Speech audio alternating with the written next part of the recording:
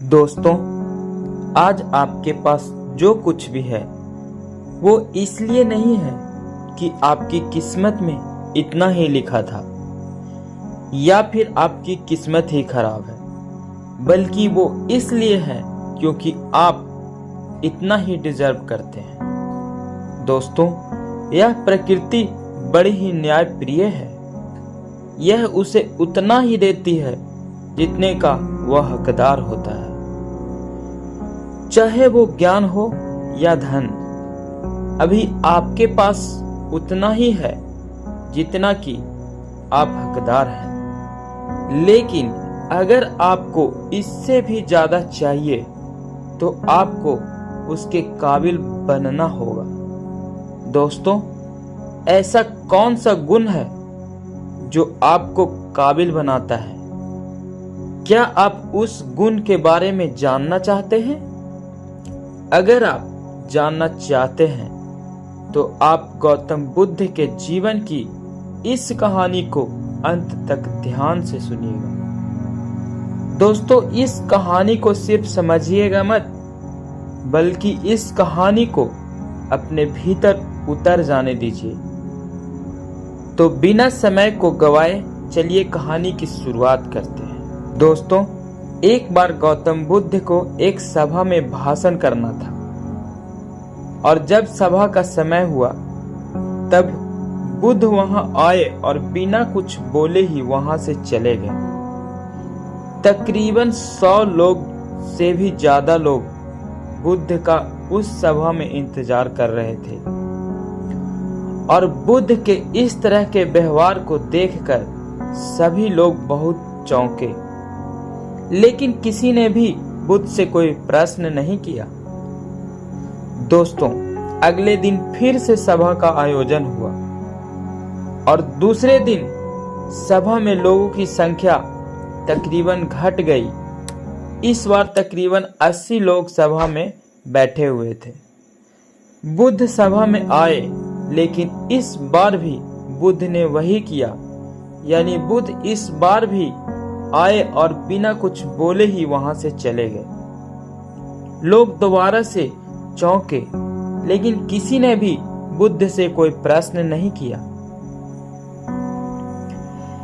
अगले दिन सभा का आयोजन फिर से किया गया, लेकिन इस बार सभा में लोगों की संख्या और घट गई। इस बार लगभग सभा में 50 लोग ही आए हुए थे। बुद्ध सभा से फिर आए और उन्होंने इधर उधर देखा और बिना कुछ बोले ही सभा से चले गए। उसके बाद कुछ लोग क्रोधित भी हुए, क्योंकि लोगों ने अपना काम छोड़ छाड़ कर आए हुए थे, लेकिन किसी ने भी बुद्ध से कोई प्रश्न नहीं किया। अगले दिन फिर से सभा का आयोजन हुआ। दोस्तों, आप लोग जो इस कहानी को सुन रहे हैं, आप में से भी कुछ लोग मन ही मन यह कह रहे होंगे कि अरे कितनी बार सभा का आयोजन होगा, और आप लोगों को भी इस कहानी को सुनते हुए इरिटेशन हो रहा होगा। और जिन लोगों को भी अभी इरिटेशन होना शुरू हो गई है, उन लोगों को तो यह कहानी बड़े ध्यान से सुनना चाहिए, क्योंकि यह कहानी उन लोगों के लिए ही है।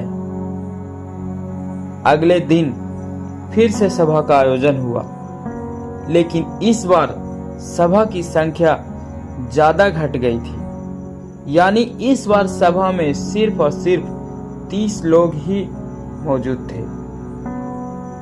फिर उसके बाद बुद्ध सभा में आए, मुस्कुराए, और फिर से बुद्ध ने वही किया, यानी बिना कुछ बोले ही वहां से चले गए। इस बार भी लोग बहुत क्रोधित हुए, और इतना बार लोगों ने पीछे से कुछ कहा भी और बड़बड़ाए भी, लेकिन बुद्ध ने उनके किसी भी प्रश्न का जवाब नहीं दिया। दोस्तों, अगले दिन फिर से सभा का आयोजन हुआ, और इस बार लोगों की संख्या और घट गई, यानी इस बार सभा में कुल मिलाकर 15 लोग ही आए हुए थे। इस बार भी बुद्ध सभा में आए, लेकिन इस बार बुद्ध अपना आसन ग्रहण कर लेते हैं। फिर बुद्ध बोले और बुद्ध ने उन 15 लोगों को उपदेश भी दिया,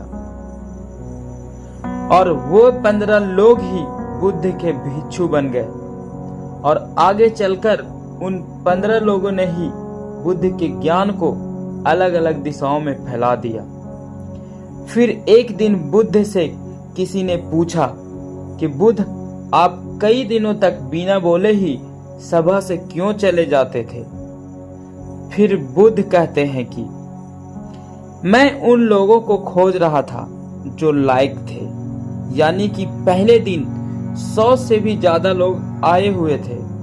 उसमें से ज्यादातर लोग सिर्फ आए हुए थे, उन्हें मेरे उपदेश से कोई भी मतलब नहीं था, वे बस आ गए थे। और उससे ज्यादातर लोग सिर्फ देखने और सुनने आए हुए थे कि सभा में क्या होता है। वे मेरे काम के लोग नहीं थे, क्योंकि वे लोग मेरे ज्ञान को औरों तक नहीं पहुंचा सकते थे। मुझे तो उन लोगों की खोज थी जो मेरे ज्ञान को जन जन तक पहुंचा सके।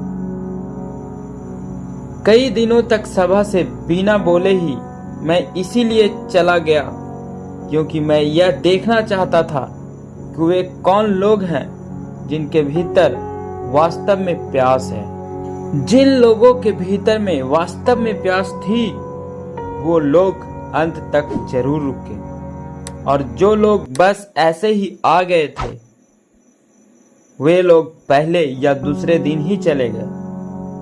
जिनके भीतर धैर्य था, उन्हें मुक्ति का मार्ग भी मिला, और जो लोग जल्दबाजी में थे, वो लोग अब घर पर बैठे हुए हैं। सवाल यह नहीं है कि मैं तुम्हें क्या दे सकता हूं, बल्कि सवाल यह है कि तुम क्या ले सकते हो। तुम्हारा पात्र कितना बड़ा है और कितने की तुम हकदार हो। जितने के तुम हकदार हो, उससे ज्यादा तुम्हें नहीं मिलेगा। फिर वह व्यक्ति बुद्ध से पूछता है कि बुद्ध लायक कैसे बने? फिर बुद्ध कहते हैं कि धैर्य के द्वारा। जिस व्यक्ति के अंदर धैर्य है, वह अपने जीवन में कुछ भी पा सकता है। सभा में जो भी लोग आए हुए थे, और उससे अंत तक वही लोग रुके जिनके अंदर धैर्य था। चाहे तुम्हारे जीवन में तुम्हारा लक्ष्य जो भी हो, लेकिन तुम बिना धैर्य के सफलता के चरम तक नहीं पहुंच सकते। फिर वह व्यक्ति बुद्ध से पूछता है कि कोई व्यक्ति अपने भीतर के धैर्य को कैसे बढ़ाए? बुद्ध कहते हैं कि निरंतर अभ्यास के द्वारा हम अपने भीतर के धैर्य को बढ़ा सकते हैं। जैसे कोई व्यक्ति जब ध्यान करना शुरू कर देता है, तो उसका मन उसके सामने कई सारे अड़चने लाता है, लेकिन उसका धैर्य उसे एक दिन उसके लक्ष्य तक जरूर पहुंचा देता है। फिर वह व्यक्ति बुद्ध से कहता है कि मैं समझ गया बुद्ध, मैं समझ गया। यानी मुझे धैर्य के साथ निरंतर अभ्यास करने की आवश्यकता है।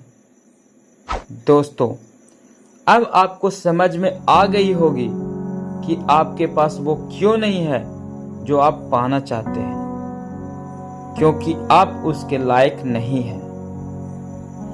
आप लायक तभी बनेंगे जब आप अपने भीतर धैर्य को बढ़ाएंगे।